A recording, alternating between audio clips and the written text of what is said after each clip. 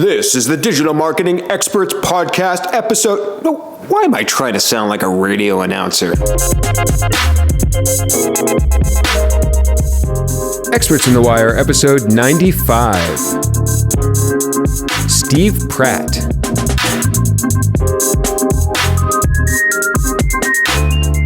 Hey everyone, welcome to episode 95 of Experts on the Wire. I'm bringing today's guest on the show because he just released a wonderful 5-part series called Inside the Google Podcast Strategy that could double audiences worldwide. Now note, the show is not just for podcasters. It is for the SEOs out there who I believe in the future will find yourselves doing audio SEO consulting or audio content marketing.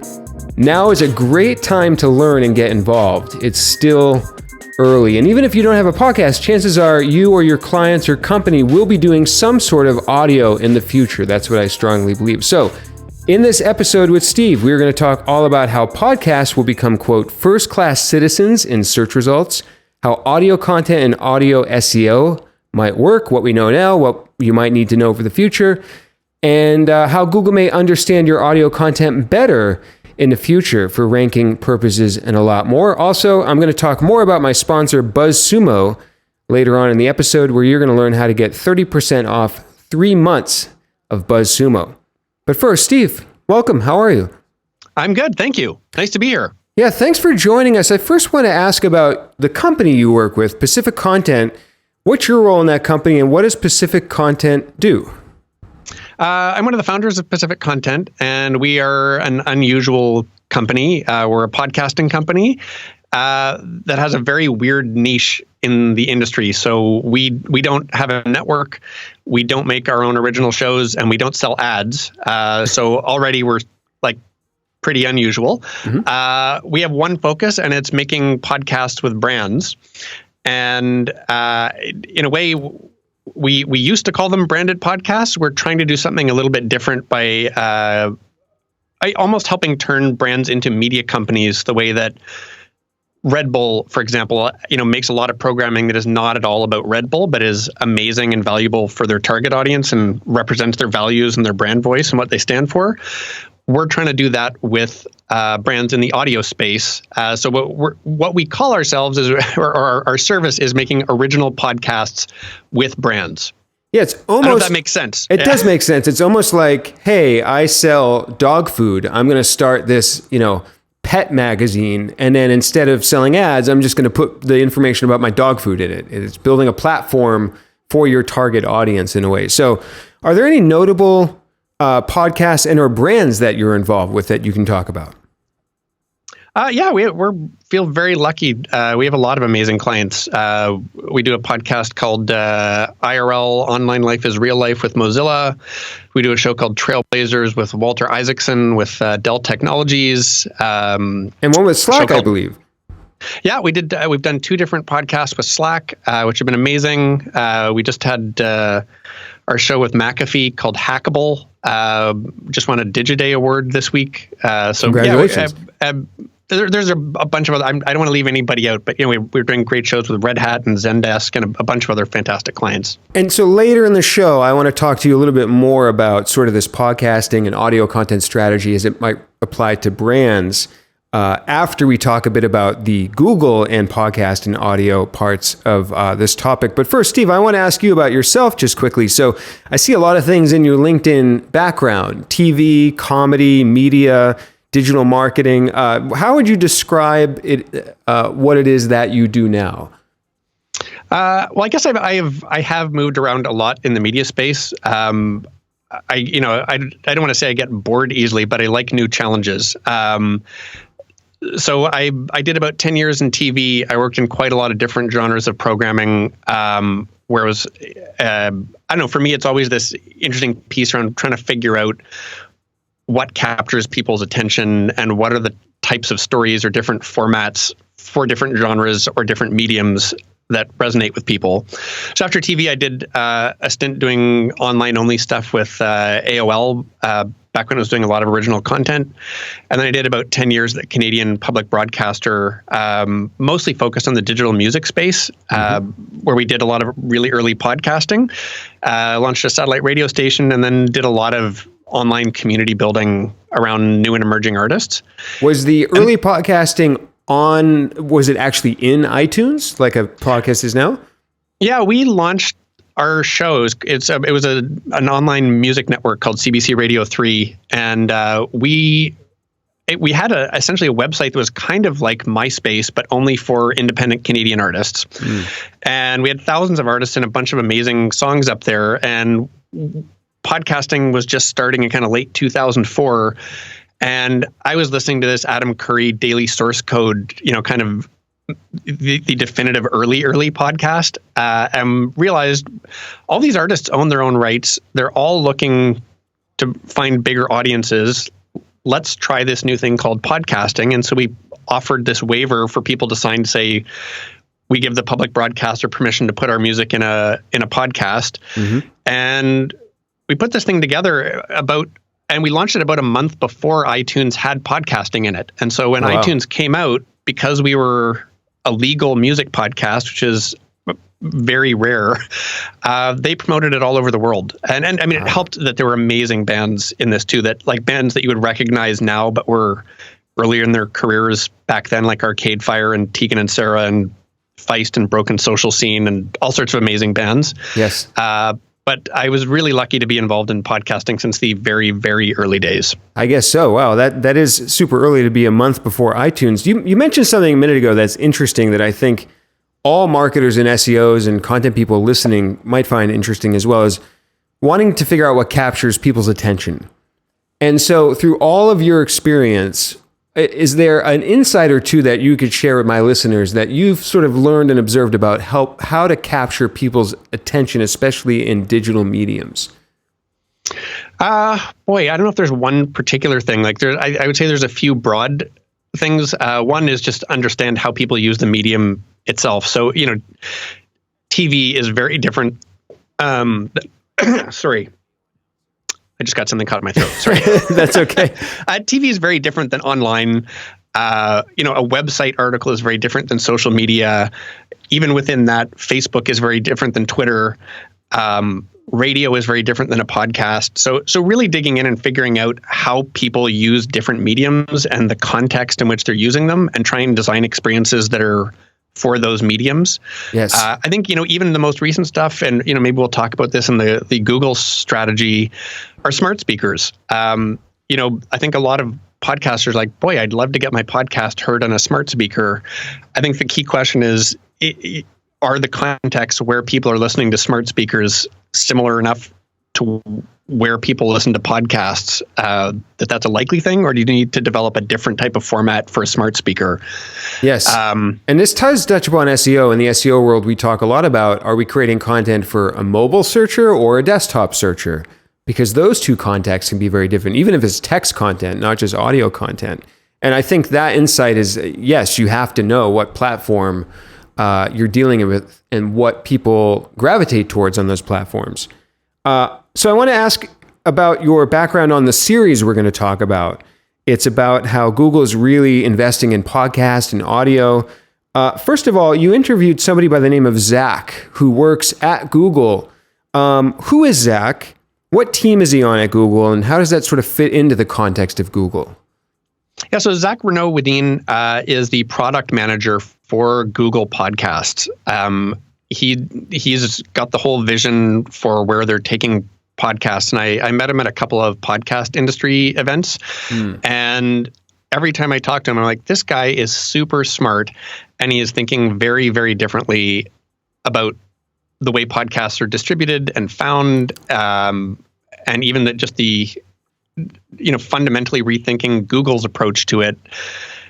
In a way, I was just super impressed to see, that his approach was almost like, where is Google really, really strong, and how can we take advantage of our strengths to be able to help grow the podcasting universe? Yes. And is he fairly new at Google?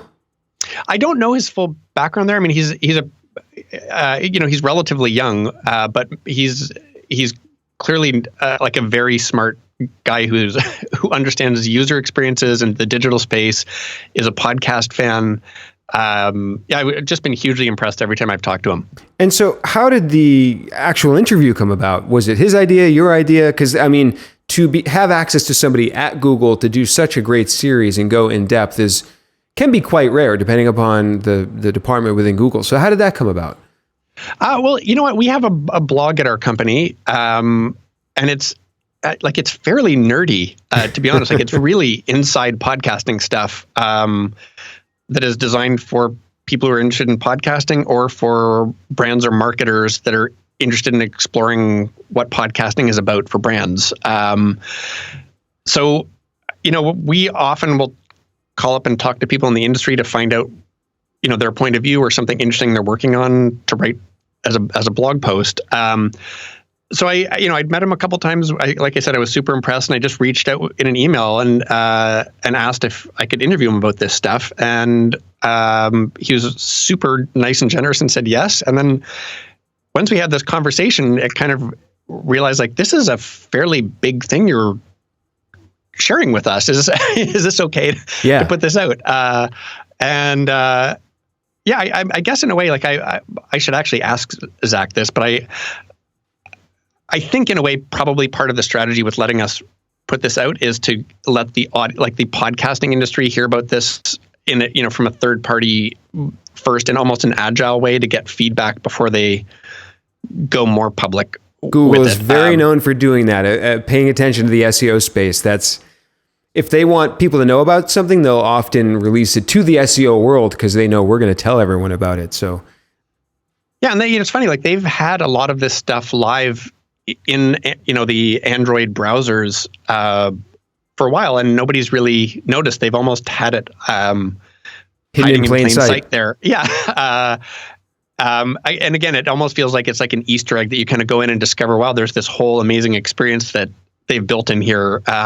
Yes. That's really well thought out and fully formed. So the first part in the series, you talk about podcasts in search. And like I told the listeners, we're going to get to audio SEO. So this is not just for podcasters, but let's start here. The experience added to Google Play in 2016, what was that exactly? Because that's currently one of the ways maybe you mentioned that podcasts show up in search now. I think it's a fairly traditional way of looking at podcasting is putting podcasting inside the Google Play app. I think they acquired Songza a while before podcasts were integrated into Google Play, and I think some of that team, my understanding is some of that team worked on integrating podcasts in, and we're trying to figure out almost like a somewhat of a Songza type experience in Google Play, but it's very similar in a way to the way that you see Spotify or Apple having podcasts and music in the same app, and then Apple has broken out podcasts for the last several years into its own separate app. Mm-hmm. I have a hunch that is probably where Google is going with this new strategy, is to break out and give podcasting its own space. Certainly the user experience from search into the browser right now would suggest that. Yeah, so I think in the series you describe what it will look like when podcasts show up as, quote, first-class citizens in search. So what will that look like when they're more on the same level as text and video and news and everything like that?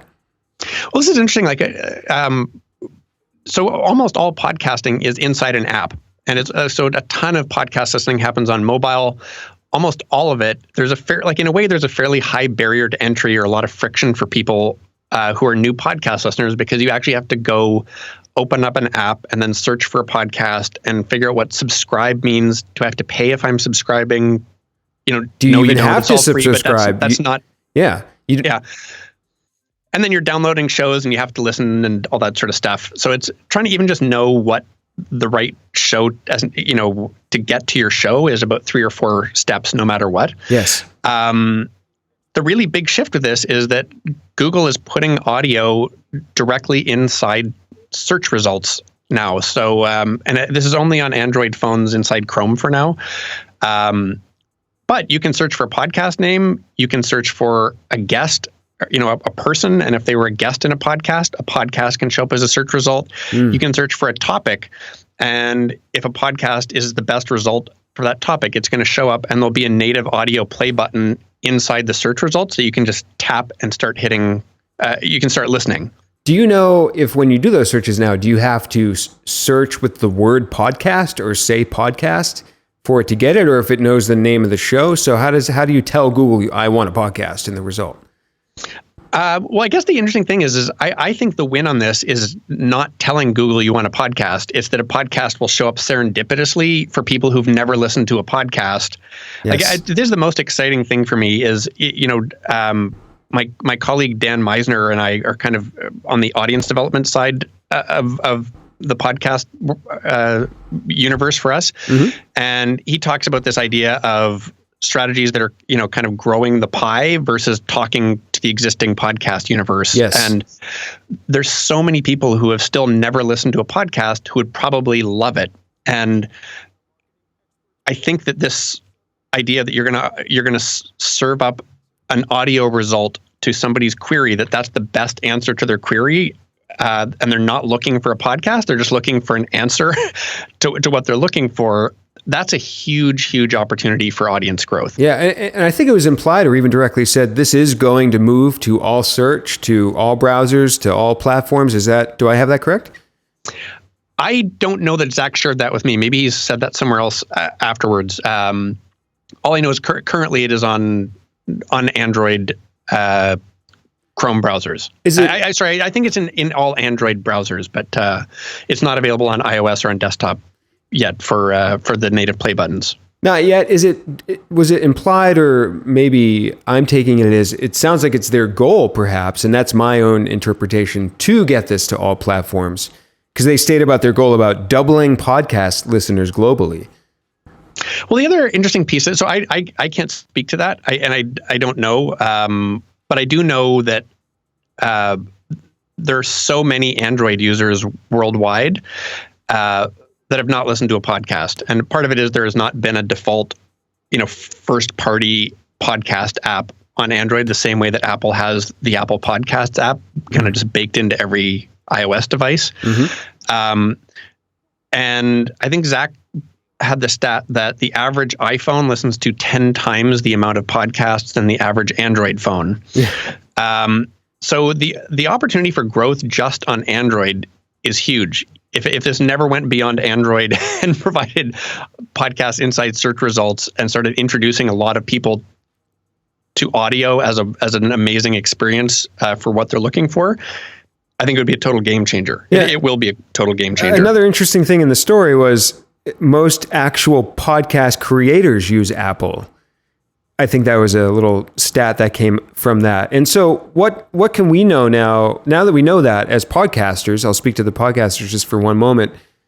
What could we take and use from that information strategically?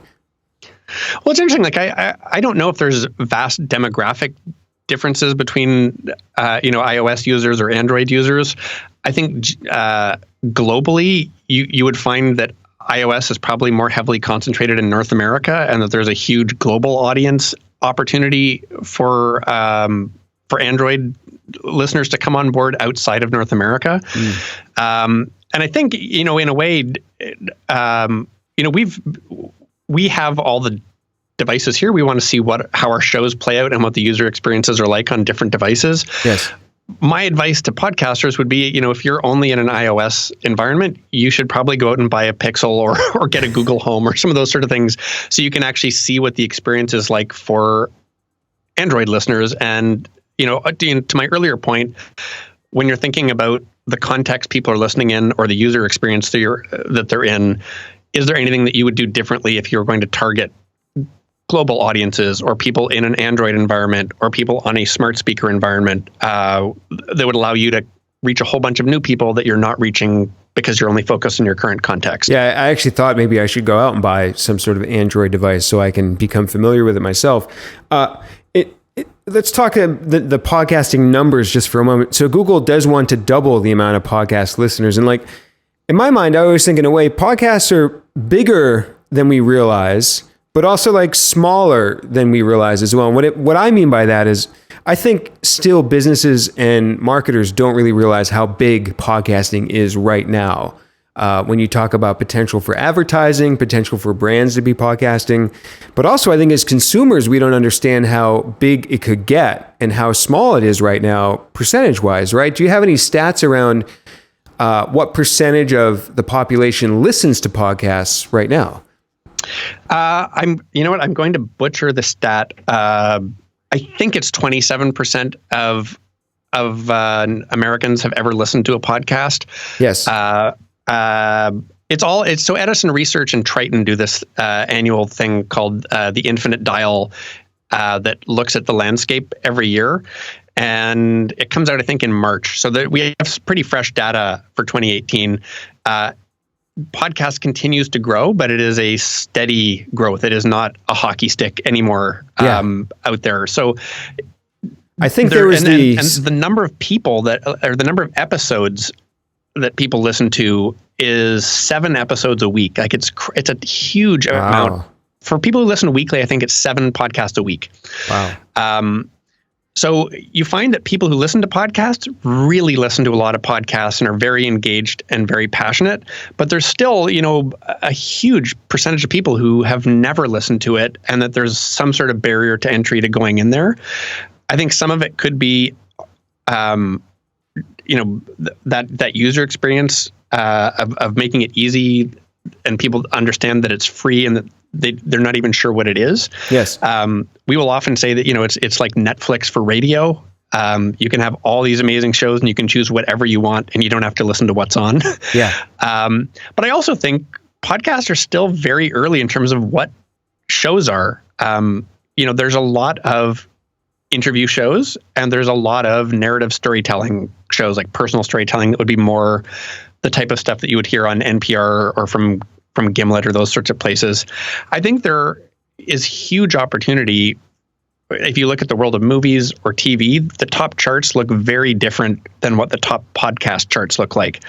I don't think podcasting has gotten to the point of reaching broader audiences with more accessible formats or a broader variety of formats.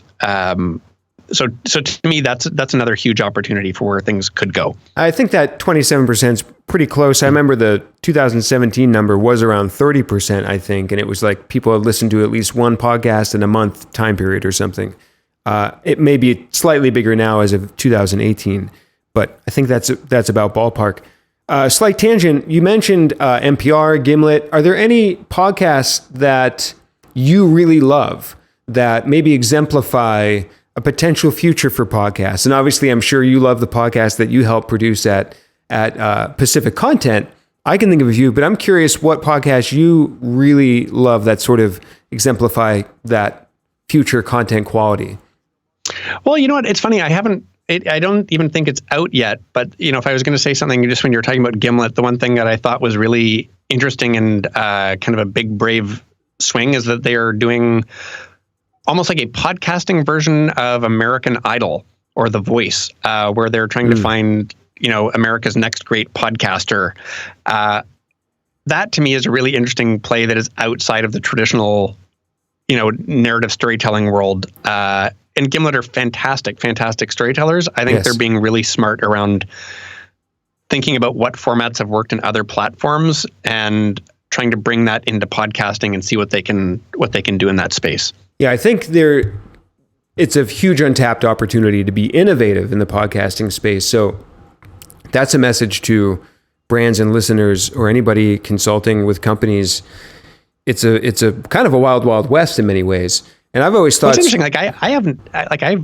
It's probably out there. I just don't think that these things have popped at in terms of become a hit in the way that they are on other mediums. But why is there no something like Jeopardy or Wheel of Fortune in podcasting, or why why is there not a soap opera or a sitcom or those sorts of things that hit? It is interesting. Midroll also did I guess I can't remember, there was Midroll or Stitcher Premium. They're part of the same company, but they did a Wolverine series this year. I think that's also a really big, brave, awesome thing, is to go big with a property that brings a lot of people from the comic and movie universe into podcasting for the first time, and to try and make that an awesome play. So I love that also. Cross domain. I like that a lot. And the other thing that strikes me too is the opportunity for, I don't know if you're familiar with vlogging on YouTube, but the opportunity to take that approach of this sort of first person documenting of what's happening in your life and do a podcast around that as well in an audio form which has its challenges, but I think that's a format that's hasn't really been tackled either. Yeah. So let's talk about one thing I wanted to clarify was this so-called new podcast product. I wasn't sure if this is an app. Is it not an app? Is it in a browser? Is this what we were already talking about? It's something referenced in one of the articles. So what exactly is this new podcast product Google is talking about? So it is not an app yet. And they have not said there's going to be an app. So I just want to be super clear. No one has said there's going to be an app. Basically, the path is you're in Google search. Depending on what you search for, audio can show up as a search result with a play button inside the search results. If you click on the play button, it brings you into essentially the product, which is a listening environment that allows you to actually, almost subscribe to a show, create a home base for podcasts on your Android device, like on the home screen. And it has charts. As of, I think this week or last week, you can actually download shows and listen to them offline. So the whole thing feels very, very app-like. I would not at all be surprised if this was being designed to go into an app at some point in the near future. Interesting, but it's currently in the browser, it sounds like. Yeah. And so, okay, how might we as podcasters or SEOs or content marketing consultants think about applying SEO or maybe things to our podcast that can make them a little more search friendly for Google? Did you gain any insight there from Zach? Well, I think there's a whole bunch of stuff podcasters can think about. So there are best practices from Google around what you should be putting in your RSS feed, like in metadata and things like that. I don't have the URL in front of me, but if we're pacific-content.com, and you can find the Google article through our website. So there's links to what the actual Google best practices are. Yes, and I'll link to it in the show notes as well.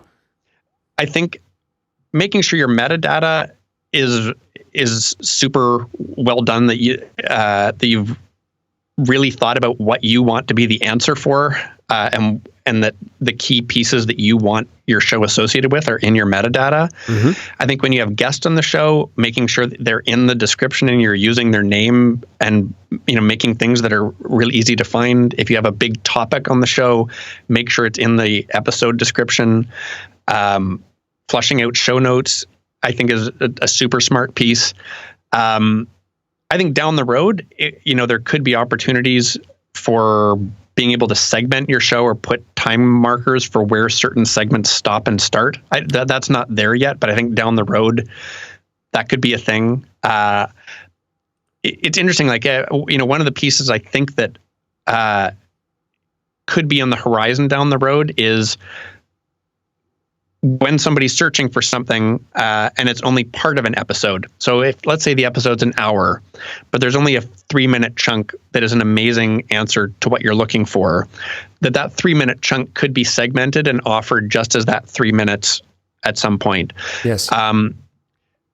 Making sure that when you're building these things, that you're preparing people to give them enough context. So if that 3 minutes is isolated, that they're not just being dropped into the middle of a conversation with no context. So in a way, almost the idea of your format of your program, are you designing it knowing that you can have points that if people dropped in only at this point, that it makes complete sense and that it's a great answer to that question in a way. I don't know if that makes sense or not, but it does. And you have a bit.ly URL.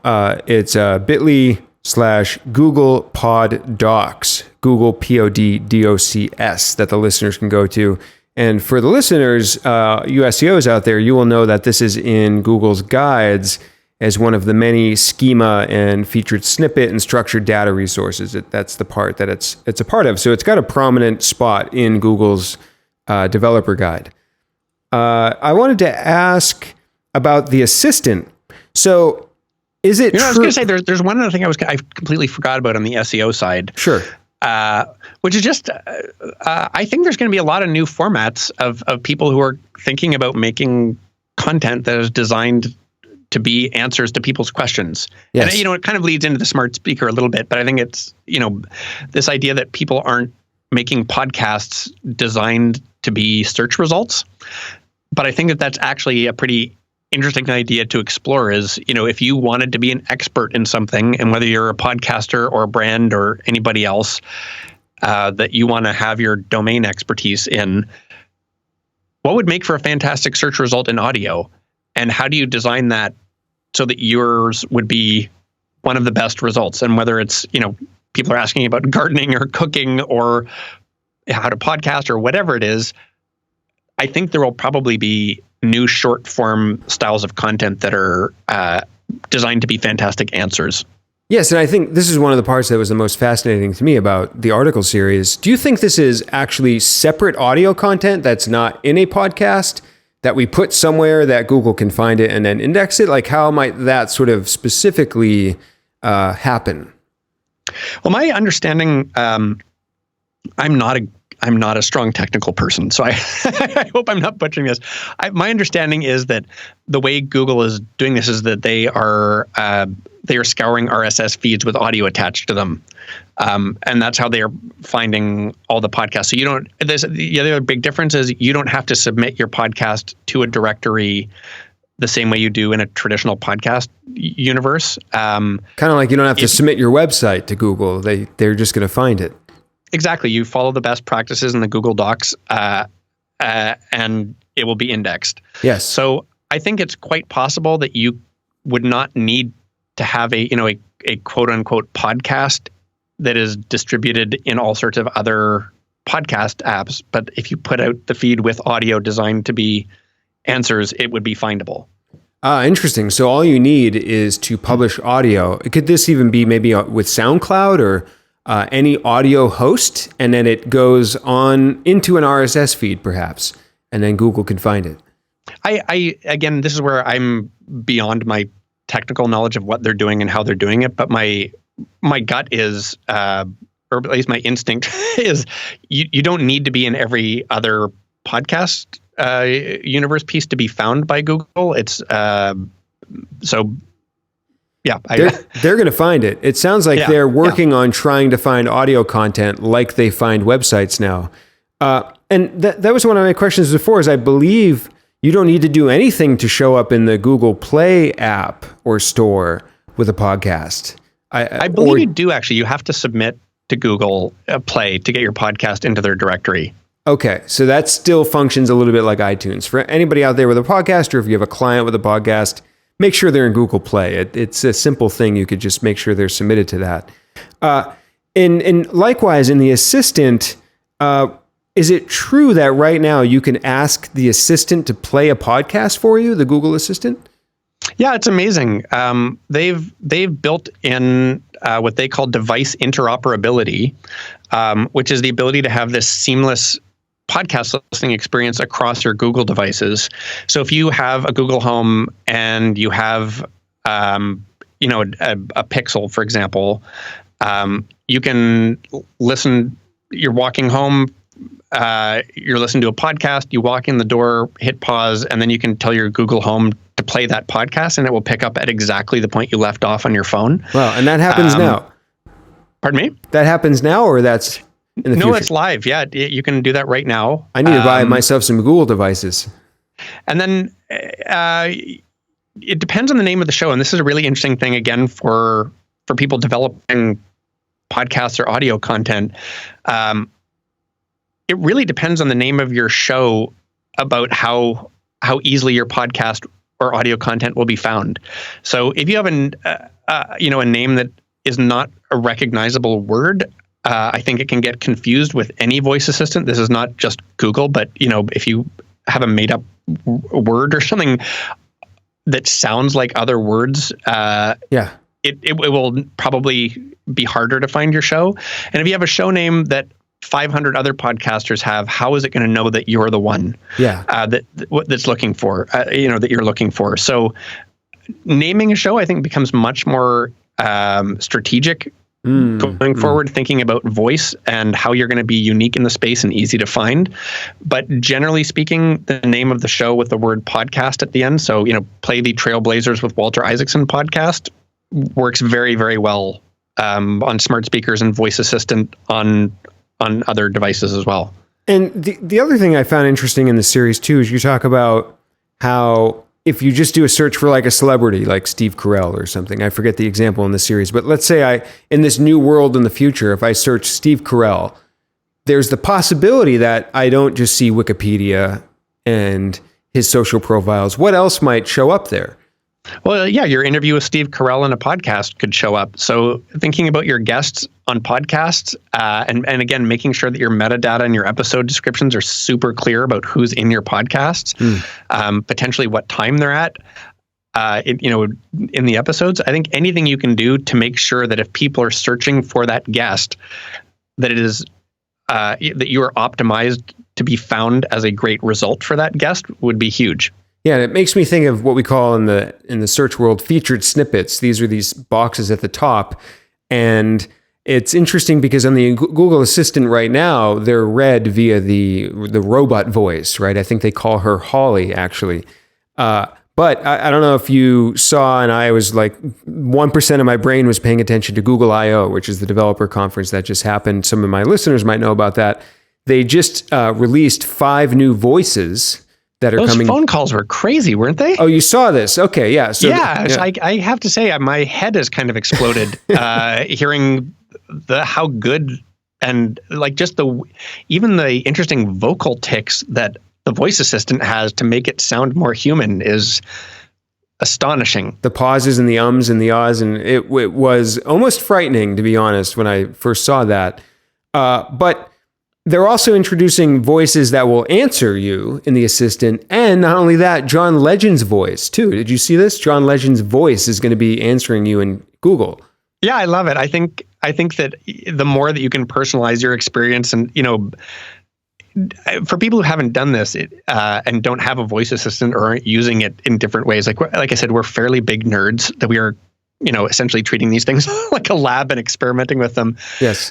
You end up having an odd relationship by talking to these things and asking them questions all the time. So I think the more that you can find the right person or the right voice that you enjoy talking with, the That's more true. you're going to enjoy using it. And it is amazing how much these have advanced in the last few years in terms of how fast they are processing this and how much they understand the context of the discussion that you're in. Well, the thing I was going to reference, sorry to cut you off. The thing I just wanted to circle back to real quick was in SEO, we try to optimize for these featured snippets. I try to get my client to rank in that answer box because they're the prominent thing. They're what's read from the assistant.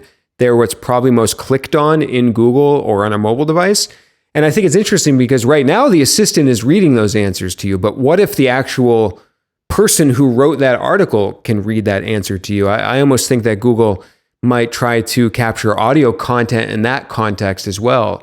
And that becomes interesting. Or I think one of the things you said in your series is, what if you find somebody well-known or notable or famous or with a great voice to read or record audio for you?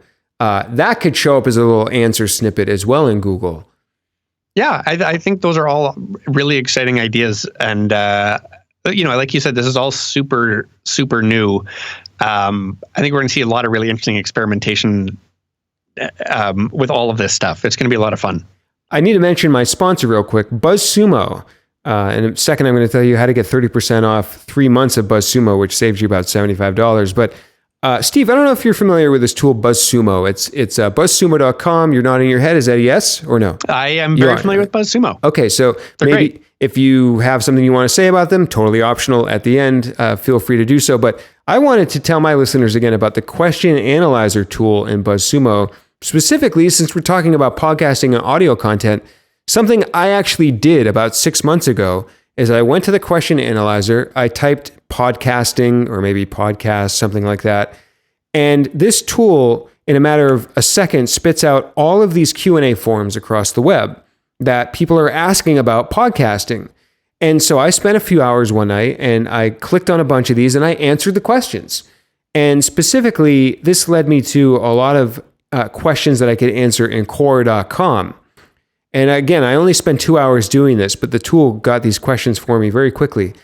About a week later, I went back and looked and I saw my questions I had just spent a couple hours answering using BuzzSumo to find them led to 2,000 impressions of those questions in a matter of a week. So it's a great way to really get feet on the ground and dig in and just communicate and talk to your audience and people asking questions about your topic or your client's topic of expertise. So I just love the question analyzer for that. Not only for that, but also the great word cloud it gives you here where it tells you about the related topics. It's like I type podcasting and it says hosting, Skype, mic, equipment, etc. So I'm getting all these ideas being generated as well. So BuzzSumo.com, you can use the discount code DanShure, DANSHURE, for 30% off 3 months of BuzzSumo.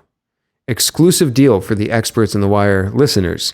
Steve, I don't know if you had anything you add. Like I said, it's optional, but I have not heard of the I can't remember the question analyzer. Yeah, that sounds interesting. It's a great tool. Like I said, I got 2,000 impressions off of that. So, okay. Let's talk a little bit more about going beyond podcasts into this audio content route. In your series, you mentioned a few things that really jumped out at me about what you hope audio SEO becomes and what you hope it does not become. And I think, all my listeners can maybe relate to these things because there's things we see in SEO that we're like, oh my goodness, why do SEOs have to ruin, everything nice that we have? They ruin it. So what are your hopes for audio SEO? Yeah, we talked about a little bit of it. Like, I think I'm really excited about new forms of audio. Things that are short, clear, concise answers to common questions that I don't think really exist out there now. I would love to see experimentation and interesting ways to be amazing answers for people in the right context. Yes. Now, here's my tactic for the listeners while you gather the second thing there.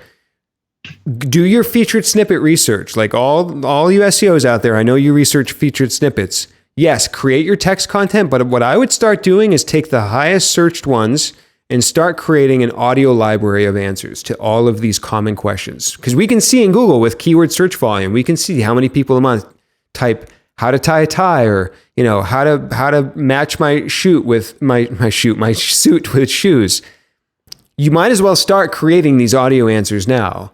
Because I like Steve just said, I think this is going to be something real at some point in the future where Google is going to use that audio content. Okay, second hope. I hope probably as you do that the quality is the stuff that surfaces at the top. Is that all the algorithms value the things that are really providing a service to the people who are searching, and the people who do a fantastic job making the best answers win. I think we all want that. The other interesting thing, is I feel like this is going to be what search is on smart speakers, and as these continue to grow, I think there's something crazy like 60 or 70 million smart speakers projected to be sold this year. Wow. This is a whole new world where people are going to be asking search through voice, and they're going to be getting audio as results. So it feels to me like if we can get more fantastic audio as answers, the volume of voice-based search with audio answers is going to grow. Yes. And that we're still in very, very early days for what people use smart speakers for. That it reminds me a lot of the early days of podcasting, where you kind of have this iPod that plays music. What else can it do? What are the uses for other things? And there's experimentation with form and the types of content, right, and those sorts of things. Right now, I think, apart from asking for, the weather and, how to convert different measurements into each other and listen, and, short form pieces like that. And then on the long form, people listen to music and radio stations and things. I think there's a whole world of user experiences on these that have not been tapped yet. So yeah, that's interesting because this is a new class of device, like the iPod was. And it's also in a very different context, that it's, it's in a kitchen or it's in a living room, those are the traditional domain of radios, terrestrial radios. Yeah. So they can do a whole bunch more than a regular radio can. And I think a lot of the data is that they're replacing radios in a lot of houses. And so, you can't ask a radio a question. You can't get certain things on demand from radio. So like if I want to know what the traffic conditions are like right now, I can ask a smart speaker. I don't have to wait until it comes on the radio for my traffic update or my weather update. That's pretty powerful. And then I also can't ask my radio, to convert, inches into centimeters or those sorts of. I'm Canadian, so. Anyways, I think that this is like fascinating to think what do people want in a living room for audio, and what do they want in a kitchen for audio, and how do you design experiences for those? Yeah, we're going to chat context in 1 second, but I want to make sure I don't skip over. What do you hope this does not become? What do you not want audio SEO to be? Again, this is probably very familiar to most of your audience. I would just hate to see podcasts trying to stuff keywords into their shows over and over and over again, where it doesn't become one of the magic of a great podcast is real people talking as they are. There's an intimacy level where it's often a one-to-one, thing where somebody's talking in your ear. No one wants to feel manipulated where they're, being gamed with keyword stuffing and they're not really getting an authentic host. Yeah. I think content that is designed to game rankings would be really, I'm sure will come out, but it would, again, just going back to what we want, I hope the quality wins rather than people's attempt to game a system. And I think it will. I don't end up with, sorry. I think it's funny because I'm imagining, in text, if you want to rank for buy laptop, you'd be buy laptop. That could either be a really annoying piece of audio content or some weird type of meditation content that doesn't exist yet, that buy a laptop, that just tries to brainwash you. Keyword stuffing in audio would get annoying very, very quickly. Yeah, or some, I can picture some weird, burying secret messages and high frequencies or something that only speakers can understand. I saw an article. Somebody shared an article who I follow, who was at Wall Street Journal. Now he's at New York Times. I'll dig it up, put the show notes. People are actually burying audio commands in white noise, in audio content, in music and radio shows, and getting devices to buy things and things like that. So that's actually happening. And when I saw that, I was like, I wish people would put their creative energy towards things that we're not trying to cheat, but that's already happening. Believe it or not. Exactly. Yeah. And I guess maybe our last hope is I would hope that there's not an entire industry of kind of scammy audio SEO consultants trying to help people do things exactly like that. So, right. And I want to urge your listeners again that we are talking a lot podcasting. I do strongly believe that you should start getting good at audio, whether you, like even you said, Steve, whether you have a podcast or not. And one example that I want to share with you, Steve, is I worked a little while with a company called Drift, and they wanted some sort of creative out-of-the-box ideas. And one thing I did is I took 4 of their blog articles and I created an audio version of them where I read them and I changed a little bit to make it appropriate for audio. And then I put them on a SoundCloud and then embedded them in the page. And at the top, if you land on that article, it says, do you want to listen to this article? And then you can click play and listen and go to another tab or something and just listen without having to read it. So I think there's a lot of ways to get creative with how we integrate audio content into maybe existing content places. So if you have a content resource, like a guide or an article, you could consider creating audio versions of that as well. And I think this becomes an interesting repurposing strategy at the same time. Well, yeah, and I think, this kind of leads into that context discussion of when do people want to listen to audio and when do they not want to listen to audio, and making sure that audio is available in the right context. Yes.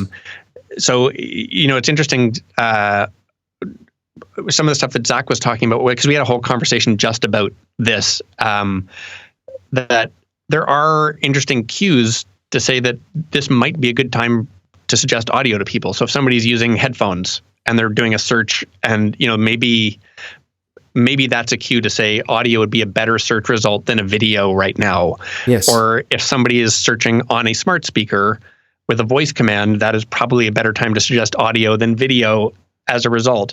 Yes. But if you're on a desktop, and you're in the middle of your web browser on a giant screen, and you're probably busy doing work, not many people want to sit at a desktop in the middle of a workday and listen to an hour of audio. Yes. So, having the option for people, and to your point, whether it's having an audio version of a text article, having that choice available to people depending on what context they're in, I think is a really smart strategy. Yeah, and interview a few weeks ago with Cindy Crum. I want to just mention to listeners, listen to that. We talk a lot about how Google figures out this context. One thing I saw was interesting is somebody saw at a conference that Facebook, when they're deciding what ads to show you, will use your phone's ergonomic, is that the right word? Detector to see if you're lying down. So they can figure out, oh, this person's lying down, they're relaxed, and they're going to show them certain types of ads. Or this person's standing up and walking, and we're going to show them ads based upon the actual movement or position the phone is in. In the series, this really was interesting to me. You mentioned having a context-specific content strategy. And I'm wondering if you could talk a little bit more about that. Like, how might your content strategy look, let's say, if you know you're doing a show that people are going to listen to when they exercise versus when they're driving in the car versus when they're, walking the dog. Like, how might content creators and podcasters think about that in context? Yeah, it's interesting. I think, we have traditionally focused on podcasts only. And that there are certain things that we know about podcasting is that most people listen to them alone. And whether it is working out or whether it's driving in your car or in public transit or walking your dog or whatever it is, it's a really intimate experience that is usually, you have headphones in, or you're, like I said, in your car on your own. So you're not in front of a screen also. So it's often a very foreground experience. Without a lot of distractions. Like, you can put your whole attention into it while you're on autopilot.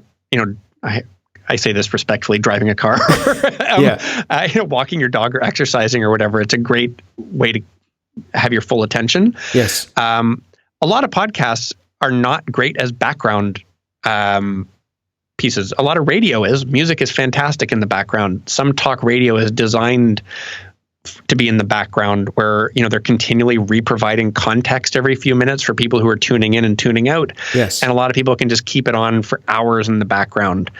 If you've designed, a tight arcing narrative where every second you kind of have to listen to and you get lost if you've missed a minute of it, it's not a great experience. And I think in some ways, if I think about smart speakers, kitchens and living rooms and, other rooms in the house are probably going to be more of a social experience.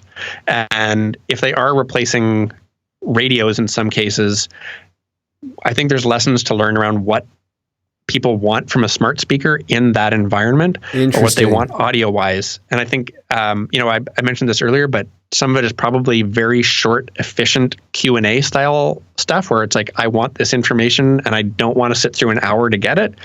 Give me the best tight answer that you can. Or it could be the same thing where I want something that is more of a background experience where my attention can kind of drift in and out, because there are going to be, kids running in and out and people asking me questions, or my phone rings, or I'm in the middle of doing other things. How do you design content that's effective in those types of contexts? Yes. So it almost goes back to what you said earlier about how there's storytelling, and then what were the two types of podcasts you mentioned? Interview and storytelling, right? But where's all the other more things? Than that, but there's a lot that's unexplored in the middle. Yeah, and I think this touches upon that as well, is thinking a little bit more about the sort of semi-passive consumption of audio content or short answers. I want to quickly talk about part 5 in the series. Zach told you about how Google might actually listen to our podcasts. How might that work?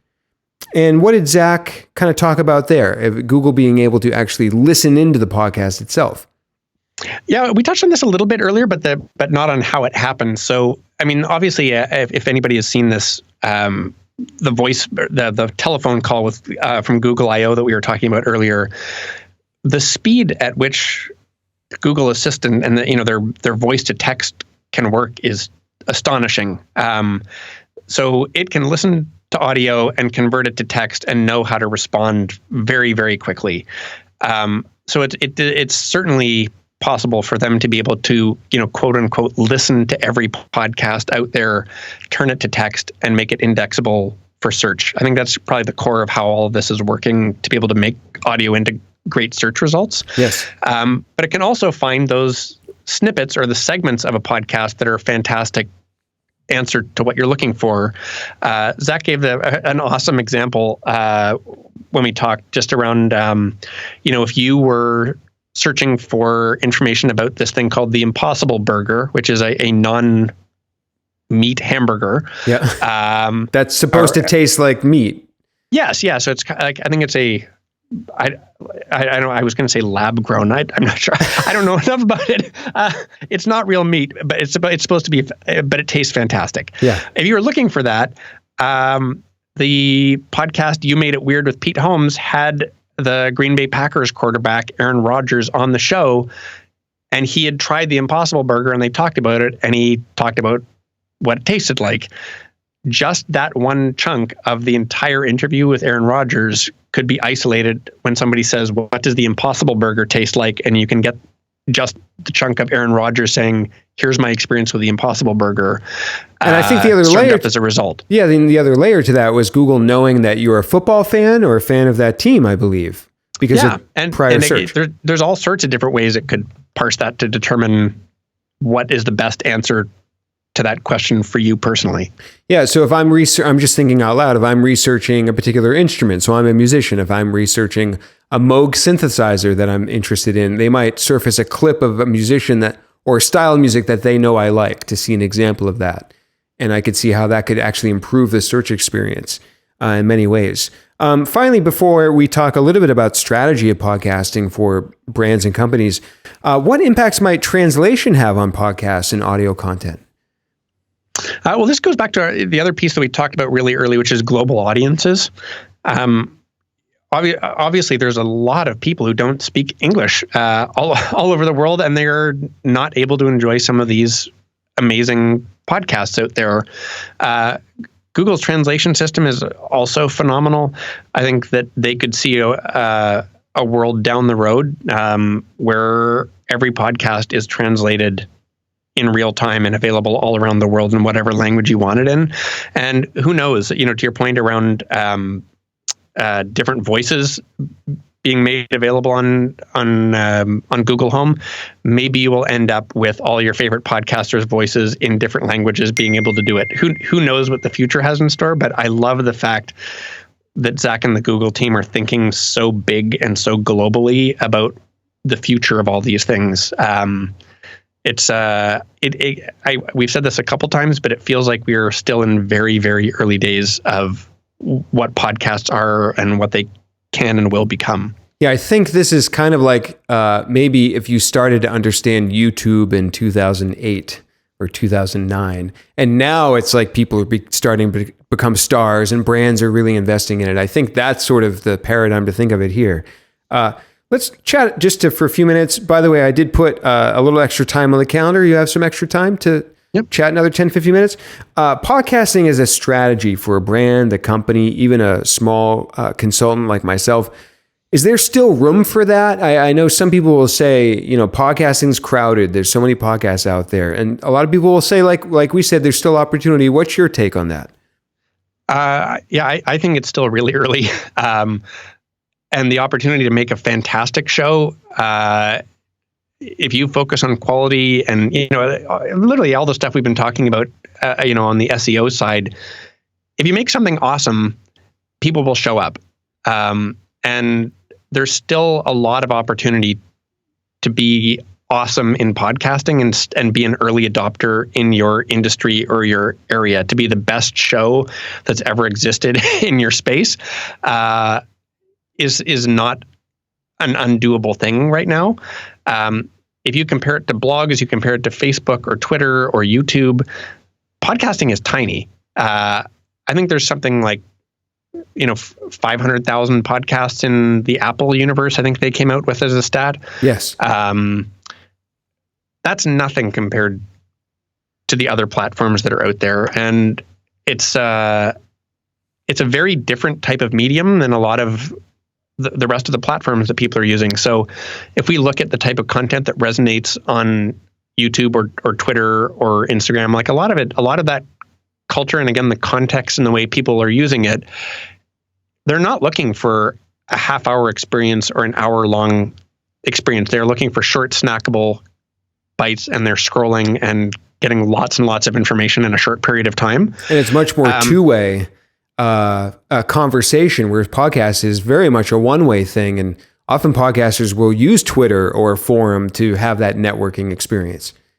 Yeah. So when we look at what the unique offering of a podcast is, it's a chance to get, a half hour or an hour or more one-on-one with somebody on a regular basis, where they build you into their listening habits and their lifestyle. If I, listen to a particular podcast every Tuesday on my way into work, or, every Friday during my workout, that's an amazing opportunity and privilege to have people invite you into their lives on a regular basis for a long period of time. Yes. And the intimacy of it allows you to really build a relationship with people. I think almost to a T, any podcaster that has been doing it for a while would say, compared to anything else I've ever done, the audience feels much more connected, and they feel like they know me personally because of the podcast than anything I've ever done on video or blog or social.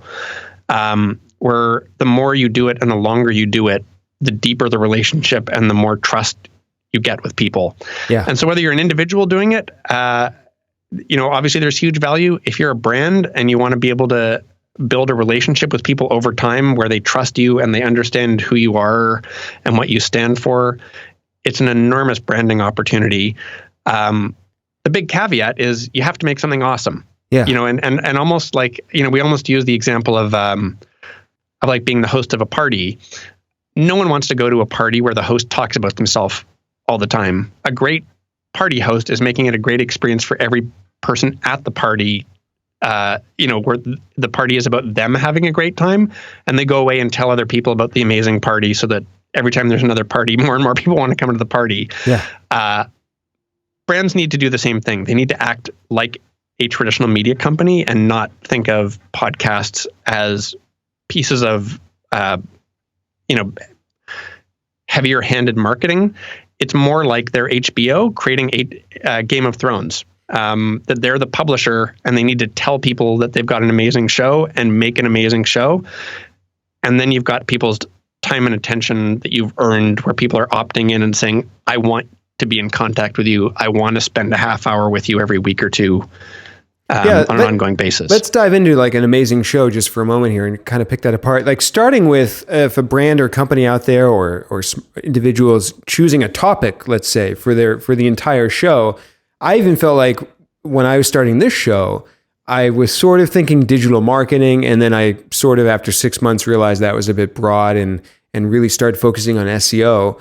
And even that I felt like I was a tiny bit late, where I just told somebody recently actually, hey, if you want to start an SEO podcast, you should just start a keyword research podcast, like a specific thing within SEO, because now there's probably 10, 12, I don't even know how many, 20 SEO podcasts or more.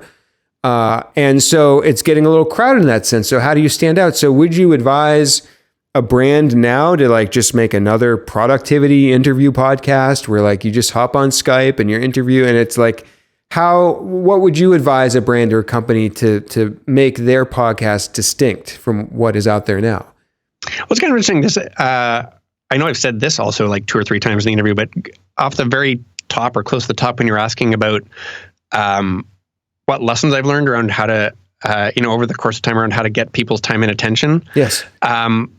one of the other big pieces for me is like if you gave 10 people the same creative assignment, to be the one that people remember at the end of the day and that they can talk about with other people because it's different than the other 9 is also part of the magic. And that's a skill and a mindset, is to say, like, what's the obvious thing and what is out there, and how can we be different, and what's going to be the thing that really is unusual or a different take or a much higher quality that's going to be just better than the others out there. But figuring out what your differentiator is before you go into it is huge. I think if you're going to do an average, just run of the mill, I'm going to do what everybody else is doing, much, much tougher to differentiate yourself. If you come out with a really unique perspective on things, or a unique format, or a higher quality level, much, much easier to make a splash. Yeah, I listened to the Slack podcast for a few minutes, and it was very high quality. So what are some things that make a high quality podcast, or maybe go into a podcast like one of the ones you've worked on with Slack? Is it audio production, research, the right host? What are some elements people can think about in their audio content to make it high quality? So it's all of those things. I think one of the biggest differentiators for us is to be able to think about an arc for the whole episode. And this is not something that everybody has the time or the resources to be able to do, but to actually think about not necessarily having one conversation for a podcast, but to explore a topic or an idea, and to be able to gather a lot of different audio materials and then take them apart in post-production and reassemble them into the absolute best beginning, middle, and end that you can, where you're taking the listener on a storytelling journey. They're instantly going to be compelled to listen longer and to be more engaged. And if you can create scenes and characters and things happening in audio, there's a pretty magic thing, because there is no screen, is that everybody imagines things in their head. They're picturing things. They're probably picturing what you and I look like right now. Yeah. We look fabulous. But there's a real theater of the mind piece to telling stories in audio. And that leads to a very high level of engagement. So if you can add those layers to a podcast, and you can add music and, that add things like emotion to a podcast, you can really separate yourself from the pack in that world. But I should say it's a really labor intensive process doing that. You're essentially making mini documentaries for every episode. Yes, I was going to ask, because I think one reason a lot of people do an interview style show, that's basically, I'm going to hit record and then we're going to talk and then end it, and that's the show. It's easier, right? You don't have to introduce editing and whatnot, maybe light editing. Give us a sense for how long a show like that might take to create, and how many people are working on something like that. We generally would probably take, I don't know, just on a guess, about 2 weeks an episode. And we have an executive producer, we have a showrunner. In many cases, we'll have a story producer, we'll have a chase producer and a researcher who will go out and find the stories and the guests and the different elements. We have a post-production editor, who makes everything sound magic and kind of creates some of those scenes with music and tone in the mix. And then, we will also have on our team, we have audience development as part of the process, where we will be thinking about how to build community and audience around a show on an episode by episode basis too. Yeah. So it's a pretty large team. And so that's the thing I want some of the people to be aware of, is when they hear a show like that, just to be aware of how much work can go into it. I want to ask, just sort of circling back to the article series before we wrap up, I'm curious, it's broken into parts. It's broken into 5 separate articles. So what made you decide to do it as a series rather than one big long article? We had it was originally one long article, and we put it together. It was like a 40-minute read or something stupid like that. Yeah. It just felt like it was way too much to digest. And for something that was as big as Google announcing their podcasting strategy, we wanted to be able to do it justice and make it something that you could take it in pieces and kind of have one idea a day to come away where you got the whole piece. I think I would have guessed that if we had done the one long article, it would have people would have dropped off, a third of the way through because it was just too long to actually consume it. So we wanted, again, to design it for the right context and the right attention span that people would have in that medium. And do you have a sense for, or maybe have you looked, or in terms of how much exposure this article got? I know I saw it being shared by a lot of people that didn't see it from me when I shared it. So do you have a sense? Bonkers. Like we're designed in a way to be an invisible company. Our job is to make shows with our clients, not make shows for ourselves. So for us, this is the biggest thing that we've ever had to happen on our website by a good margin. And it's a couple weeks old, the series now, and there's still every single day people tweeting about it and linking to it and writing articles about it. It was funny, it got rewritten by a ton of other websites like Lifehacker and Engadget and the Next Web, and that world kind of keeps going and keeps delivering traffic to it as well. It's a very smart strategy of Google's, yet again, for being able to kind of announce it and get all the third parties talking about this. I got a lot of respect for their smarts on this. They're good at that. Do you know which part of the series kind of seemed to catch the most attention? Or the first one for sure. It had the best headline, and it was the first one. The first one out of the gate that kind of announced it. I think the headline was "Exclusive Inside the New Google Podcast Strategy That Could Double Audiences Worldwide." Yeah. So instantly, exclusive, inside a new strategy, and doubling worldwide audiences are kind of three big, big grabbers in a headline. That one has been exponentially bigger than the other four. I think all the headlines are in there, and if you're a podcast nerd or an SEO nerd, you're going to go deeper into the rest of it. But certainly that first one is the one that captured all the attention because it was almost. This sounds hyperbolic to say, but it's almost breaking news in podcasting. Sure, no, it's not hyperbolic at all. It was breaking news for sure. I'd never seen that before at all, so it literally was exclusive. I'm curious. So a lot of people have seen it. Have you noticed anything even anecdotally business-wise? So I reached out. I'm having you on my podcast here. That's giving exposure. Did brands reach out to you perhaps that might have wanted your help? Yeah, we've had a bunch of new inbound leads. I don't know if that's directly attributable to it, but I was on a podcast with The Guardian the week that the podcast came out, which was fun. I'm not sure exactly how much it contributed, but I've been invited to go to Copenhagen to speak at a podcasting conference in June, which is nice.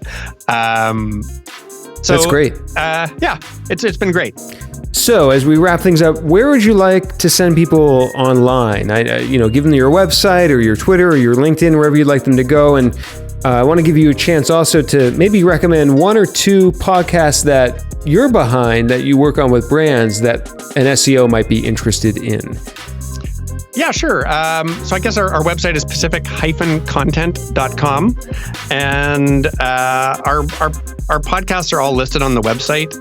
But we just won a couple Webbies with Mozilla for our podcast IRL Online Life is Real Life, and then, like I said, our show with McAfee Hackable just won, I think, a Shorty Award and a Digiday Award. So they're both fantastic shows. And then the last one, we're doing a really great show with Charles Schwab called Choiceology about behavioral economics and decision making. So it's a lot of really interesting things about hidden biases and how to make smarter decisions that maybe analytical SEO folks would find interesting too. Oh, great. Thanks for those mentions. And where can people find you online personally? Twitter, LinkedIn, anywhere? Twitter, I'm Steve Pratt, CA. And then I'm on LinkedIn as well. They're both great. Excellent. All right, Steve. Well, thank you so much for joining us on episode 95 of Experts in the Wire, and we will talk to everyone next time.